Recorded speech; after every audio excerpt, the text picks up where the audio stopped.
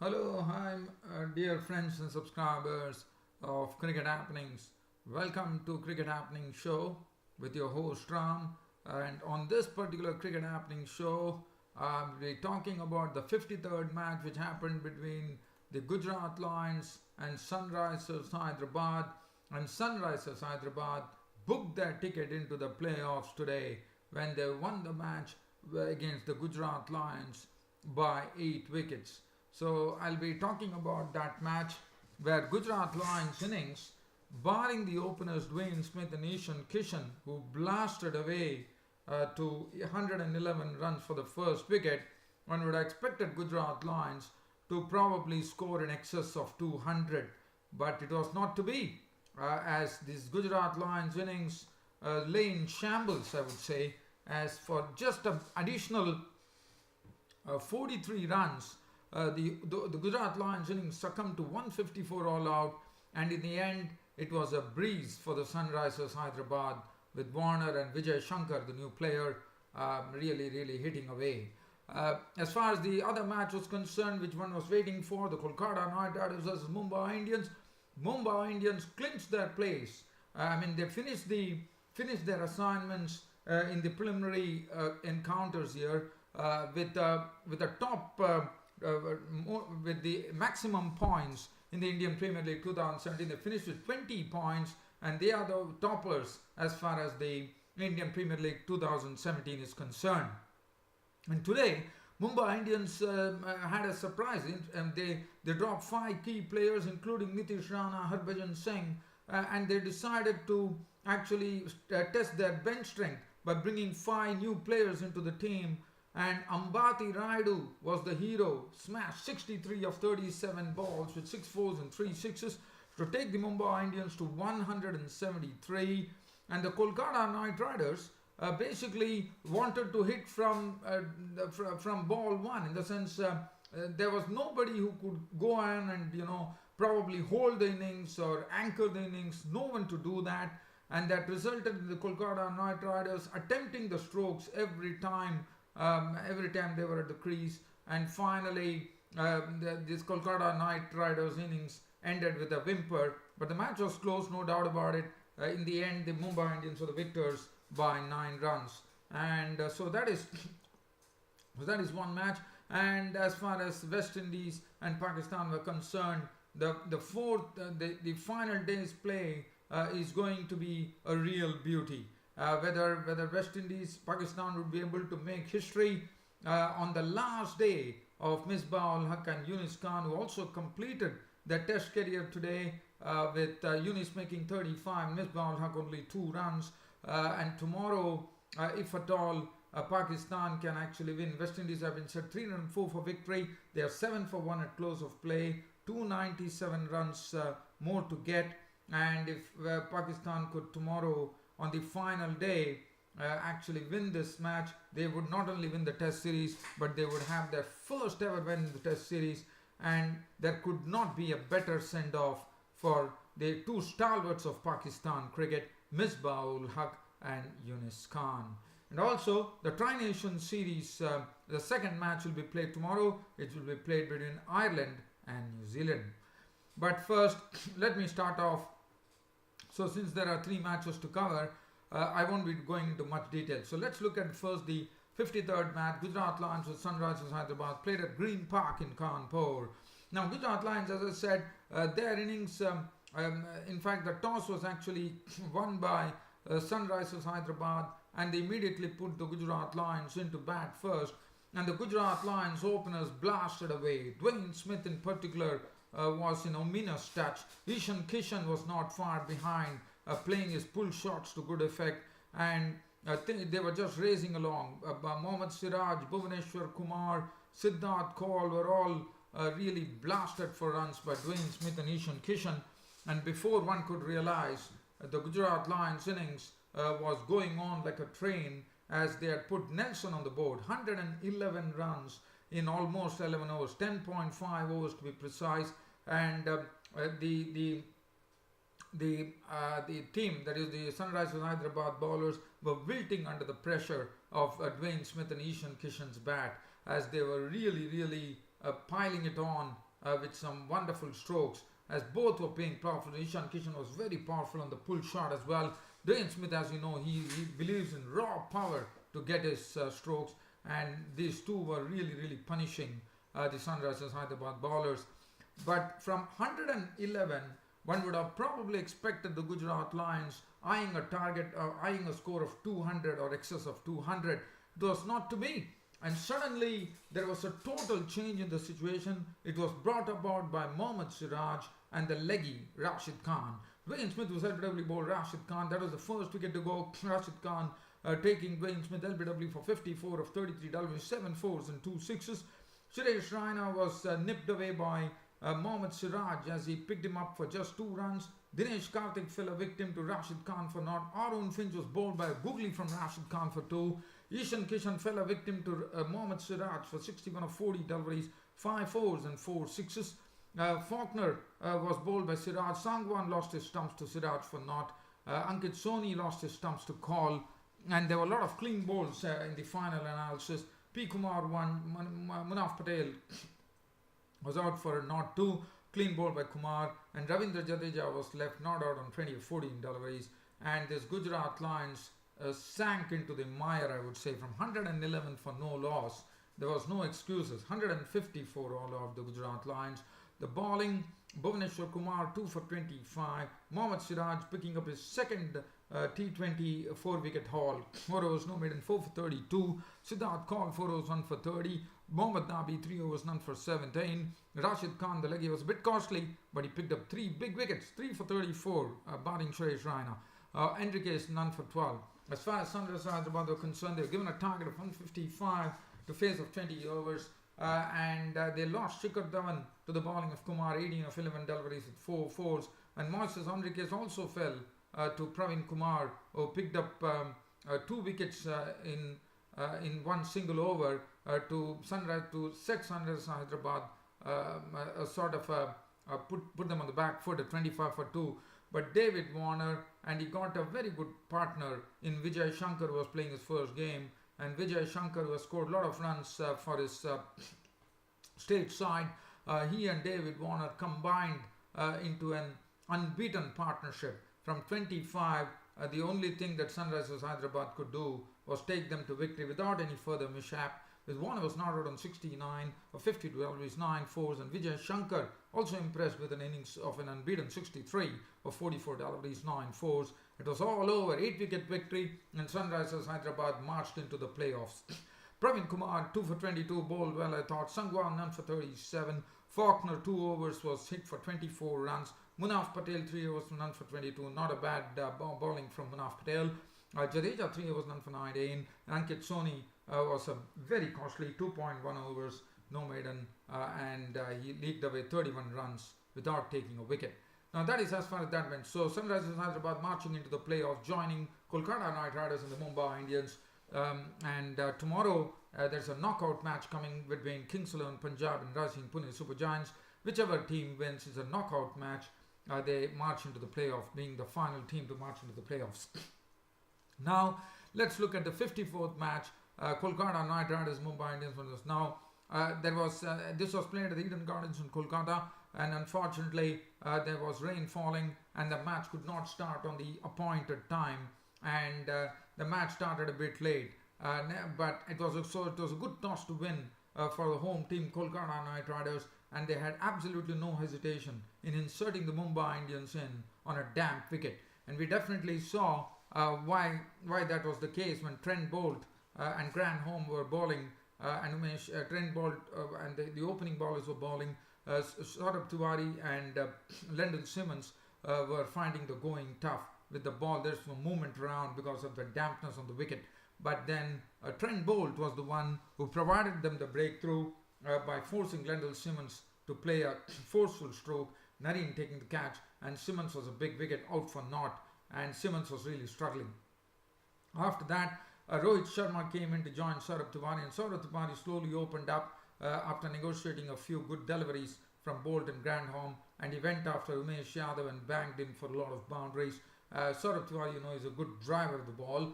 Rohit Sharma, the captain, joined him, And Rohit Sharma did not waste much time. He immediately got into business by stroking 27 of 21 deliveries, which included 4 fours and 1 6 before Rajput actually, Ankit Rajput actually got a sort of bowled a cutter, which Rohit Sharma was LBW.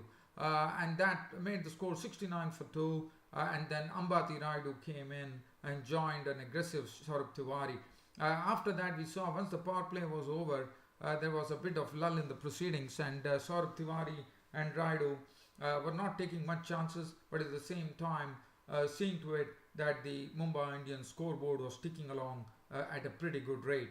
As that was going on, and this partnership was really blossoming, and it was doing a good job for the Mumbai Indians, having added 61 good runs as that was going on.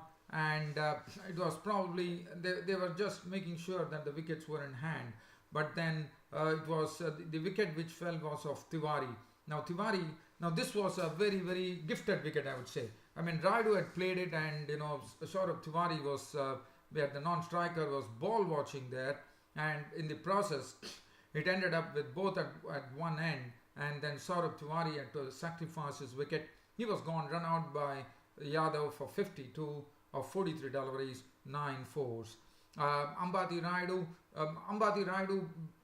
really got into a different gear once Saurabh Tiwari left the scene. Even though Pollard had entered the Ambati Rayudu took it upon himself and really got into he really got into a first-class gear, I would say, as he started thrashing the ball. As Trent Bolt was hit for a beautiful 6 by Ambati Rayudu, was shuffling towards the offside and beautifully flicking it over the square leg region. Umesh Yadav was hit mercilessly as well, and everybody had to bear the brunt. Grandholm, Bolt, Yadav, and even the spinners, Kuldeep Yadav, as that was going on. And suddenly one saw that Ambati Rayudu had realized 37 runs of the last 14 balls he faced, and he was looking good. Kuldeep Yadav has this ability to flight the ball. Kuldeep Yadav is the one who tries to buy his wicket, and that's what he precisely did.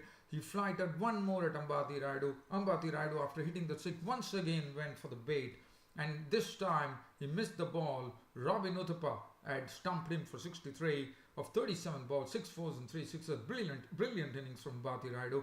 And after that, there was not much to happen. Pollard was out for 13 of 11 balls with 1 6, and the Pandya was not the two Pandya brothers on the scene. Hardik Pandya not on 173 for 5, thanks to Rayudu, that they ended up with. And as far as the bowling, and that was a good score, I thought, on a damp wicket, 173 for 5. Definitely a good score on a damp wicket in Kolkata. Trent Bolt 4 overs 2 for 30. Grandholm none for 16. Umesh Yadav was clattered. 4 overs cost him 40. Sunil Narine 4 overs went for 37. Kuldeep Yadav bowled a good line, 3 overs 1 for 25. And Ankit Rajput was economical, 3 overs 1 for 14. Now Kolkata Knight Riders was given a target of 174 runs from 20 overs. And in fact, today Tim Southee was playing, and Tim Southee started off with a brilliant over. He bowled a maiden wicket over to Sunil Narine, as Sunil Narine's wicket went as the 4th delivery when he tried to adjust his stroke, trying to pull a delivery. It was got by Pandya and for naught. So that was the first salvo that was fired by the Mumbai Indians bowler Tim Southee. After that, Chris Lynn and Gambhir got together and they pushed on the score to 41 before Mitchell Johnson picked up the wicket of Gautam Gambhir for 21 of 16 deliveries, 3 fours and 1 6. And as I said, Chris Lynn, as you know, he normally plays his game, and that is to really hit the leather of the ball. But before that, Robin Uthappa was a big wicket according to me. The form man was dismissed by Karan Sharma for just 2 runs, and that was a big wicket. And then Chris Lynn, who normally likes to really bash the ball round, did his bit, scoring 26 of 14 deliveries, 3 fours and 2 sixes. And Vinay Kumar, playing his first game today, picked up the wicket of Chris Lynn. That was a big wicket. And Yusuf Pathan, Manish Pandey came in, and Manish Pandey looked the sort of person who could probably stay at the wicket and slowly take his time and then probably open out. But then Yusuf Pathan came in, and Yusuf Pathan slammed a very quick fire 20 of 7 deliveries with 3 sixes into the spinners. But then Vinay Kumar once again put him into the sort of a tempting situation where Yusuf Pathan tried once too many and succumbed. And that was a sort of a silly shot on the part of Yusuf Pathan. A lot of runs had been taken. You could have probably be a bit patient probably. After that, but Manish Pandey was there, so that was good news. Grandholm and Manish Pandey then retrieved the situation for the Kolkata Knight Riders from a score of 87 for 5 as they started slowly proceeding towards the target of the Mumbai Indians with some good cricket with 41 runs added, and it was a bit of a slow session, but nevertheless they had at least they were at least on trying to get to the target. But then Pandya came in. Hardik Pandya took the big wicket of Grandholm for 29 of 16 dealt with 4 fours and 1 6, and Manish Pandey. And finally, the matter came where 25 runs were required with Manish Pandey at the crease. Now, Manish Pandey, unfortunately, was out to the very first delivery from Hardik Pandya for 33 of as many balls with 2 fours, and that was a big wicket. And then finally, the tail got exposed, and the tail could not do much as Hardik Pandya was absolutely on the money, was giving nothing away, and he was the man who saw to it that the Kolkata Knight Riders tailenders did not have a heave on him, as Kuldeep Yadav was out for 16 of 15 balls with 2 fours. Umesh Yadav was not on 4, and all that Kolkata Knight Riders could do was muster up 164 for 8, and in the process, Mumbai Indians going on top of the IPL 2017 charts with 20 points, and also clinching their clinching their top spot in IPL 2017. And this victory for the Mumbai Indians were by 9 runs. And this Mumbai Indians victory was all the more sweet for the reason that they tested their bench strength by leaving 5 key players and bringing 5 new players. And even then, Mumbai Indians put it across the KKR. And I think Mumbai Indians, to me, looks to be top contenders for the Indian Premier League 2017. As far as the bowling is concerned, Saudi 4 overs, 1 minute, 2 for 39. Johnson 1 for 30 bowled well. Karan Sharma 1 for 26. 2 for 31 for Vinay Kumar playing his first game. Pandya 1 for him. Hardik Pandya did a wonderful job of restrictive bowling. 4 overs, no maiden, 2 for 22. Now, these two matches, these are the IPL. Now get on to the international fixture. A very important match between West Indies and Pakistan. So West Indies and Pakistan. West Indies resuming their overnight score of 218 would have been expected to keep on stonewalling, but it was not so easy. And it ended up with this West Indies innings actually ending up 247 all out, and the chief record being Mohammad Abbas, who picked up his first maiden 5-wicket haul in Test cricket, and he would be very, very happy with that effort. Mohammad Abbas truly deserved it. He has bowled the right lines, and he also looks to be a very promising prospect for Pakistan as an opening bowler to partner Mohammad Amir. And Mohammad Amir was the one who gave the breakthrough today by getting Dowditch, but after that it was a Mohammad Abbas show as the West Indies innings wound up for 247, thus conceding a 129 runs lead. Jason Holder was not out on 30 with 3 fours and 1 6. And as far as Pakistan were concerned, they were the second dig. One was really keenly looking forward to it as Pakistan won 29 runs, but they lost their openers and lost Azhar Ali very quickly as he slashed at a ball from Gabriel into the point region. The substitute Blackwood taking the catch. He was gone for 3. Babar Azam was caught at forward short leg by Hetmir at the bowling of Chase for naught, which made it 8 for 2. And after tea, we had Shan Masood and Yunis Khan in the middle. And Yunis Khan, as you know, was playing the final innings of his career. He contributed 35, but before that, Shan Masood fell LBW to Gabriel, and then it brought those 2 stalwarts who were once again given a guard of honor by Pakistan players, and Yunis Khan, Misbah ul Haq, 2 stalwarts who were playing their final innings of their Test career, were in the middle, and all eyes were on them as to what they could do. But unfortunately, Devendra Bishu was the one who picked up these 2 wickets. First, he picked up the wicket of Yunis Khan, and Misbah ul Haq actually were trying to slot sweep a delivery from Bishu into the hands of Dowditch. He was gone for 2, and Yunis Khan trying to sweep a ball from Bishu. Powell at fine leg coming into the picture and taking the catch. He was gone for 2, and these 2 stalwarts, Misbah ul Haq, the captain, a very successful captain at that, for Pakistan, and a wonderful player with tons of runs, with the most number of runs as a Pakistani player in Test cricket. Yunus Khan, the only one to reach 10,000 runs in Test cricket. Yunus Khan, both of them bowled goodbye to international cricket after this innings. And what two players! I mean, they have been so wonderful players, and their association has been absolutely great for Pakistan cricket, and thus ended an era of two tremendous players, Yunus Khan and Misbah-ul-Haq. And Alzari Joseph, the tall bowler, took care of Asad Shafiq for 13 by getting him caught and bowled. Sarfraz Ahmed was dismissed cheaply for 4, and then the tailenders indulged themselves in some good hitting, with Mohammad Amir cracking 27 of 3 fours, Yasir Shah making 38, Isaiah scored with 2 fours and 1 6, Hassan Ali biffed 15 of 6 deliveries, 1 4 and 1 6 to be remaining not out, and Pakistan declared the innings closed at 174 for 8, thus setting the West Indians 304 for victory, with 16 overs on the 4th day and one full final day left. As far as the bowling was concerned, the West Indian bowlers bowled a very good line, with all the bowlers contributing. Gabriel 2 for 24, 3 for 53 for Alzari Joseph, 1 for 31 for Roston Chase. Jason Holder was the one wicketless, 2 for 54 for Devendra Bishul. West Indies, they